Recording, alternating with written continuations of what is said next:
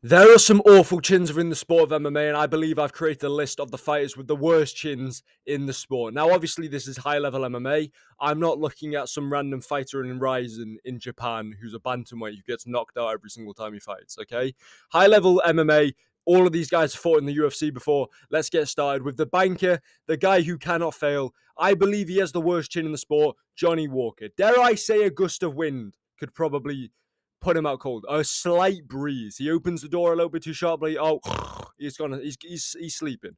And we've all seen the knockouts. We've all seen the goofy Looney Tunes one where he gets put out cold by Jamal Hill, looking like that inflatable that they have outside of like petrol stations and car dealerships that just goes ooh in the wind. But I've got a clip here. I've got a clip that we've probably all seen before. It's Johnny Walker getting knocked out about, 5 times in the space of a minute. And we're going to watch this together. If you've already seen it, then you've already seen it. But we're going to watch this together. So let's start off. So he goes in for some sort of flying teep to the body and gets put down. He then gets knocked out again. The referee, and he's down again. Referee should really be stepping in here. He steps in, and then Johnny Walker knocks himself out.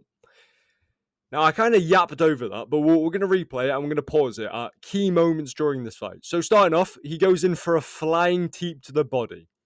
Never seen this happen before outside of Johnny Walker fights, but, he's unorthodox, whatever. He just gets splattered onto the canvas. It looks like a guy who's never walked before. But, whatever, we recover. We're trying to get onto a single leg. He gets his face pounded in. Oh, okay, he's out cold clearly here. Oh, no, we're back up to our feet. And we're down again. This is where the referee should be stepping in. Referee steps in. And then Johnny Walker just flops to the canvas like a fish out of water. Like, come on. That's a pretty bad chin. But we're going to move on. We're not going to rip into Johnny Walker too hard. We're going to move on to a guy who actually has 0 knockout losses in his career. So you may be asking, how does Leon Edwards have a bad chin if he's never been knocked out before? Bilal Muhammad was piecing this man up. Bilal Muhammad was rocking him about, and Edwards was there wobbling about. Like, Bilal Muhammad was hurting him on the feet with his pillow hand punches. Nate Diaz, pitter-patter volume striker Nate Diaz, hit him with a slap and a cross, and Edwards, in the round number 5, and Edwards was there rocking about, wobbly on his feet. If Nate Diaz didn't decide to try and get the coldest pitcher in the history of the sport and point at him, he probably would have put him out. If you're getting knocked out by Nate Diaz, you do not have a strong chin. You arguably have one of the weakest inside the welterweight division. On top of that, against Sean Brady, this man, Sean Brady's ground and pound, it was clearly getting to Leon Edwards because he decided to shoot a takedown like a moron. But it was clearly getting to him. He sits there on the stool and he's like, he does not have a strong chin. Or maybe he just gives up in fights and then he has to wait to the last minute of the fight to really try and do anything against both Bilal Muhammad and Kamaru Usman. He just waits until the last minute of the round number 5 to really, kick up into gear number 2. He just doesn't have a very good chin. And realistically, he was supposed to be fighting JDM. Then they swapped all the scheduled around, gave him, Sean Brady instead. If he fought JDM would have sparked him out cold. JDM would have put him out cold. I reckon in round number 2, I think JDM would have got the best of him. I think JDM would have sparked him out cold in London, which is even worse.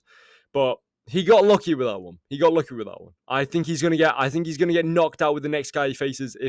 Even if it's someone like MVP, I think MVP puts him out cold.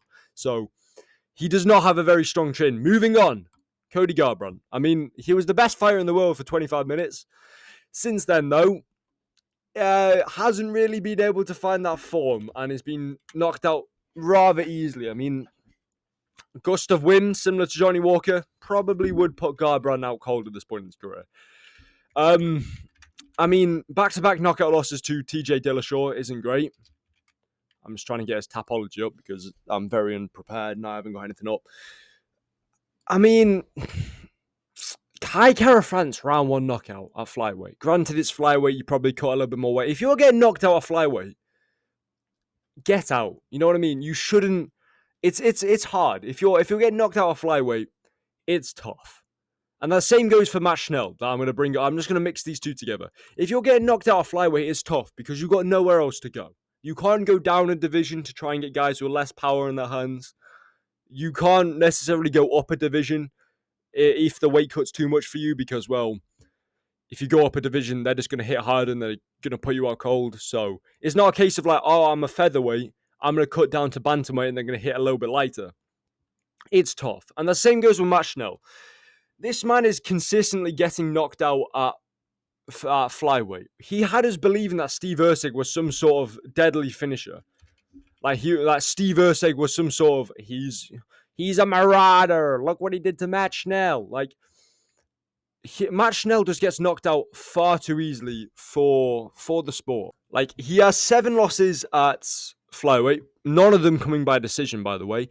5 of them coming by knockout loss. If you're getting knocked out 5 times, with 3 of them being in round number 1 at flyweight, you do not have a respectable chin. And Steve Erceg, pitter patter, Steve Erceg, no power behind his hand, put him out cold. It's unfortunate. James Vick, though. James Vick. I mean, real ones know about James Vick on UFC 4.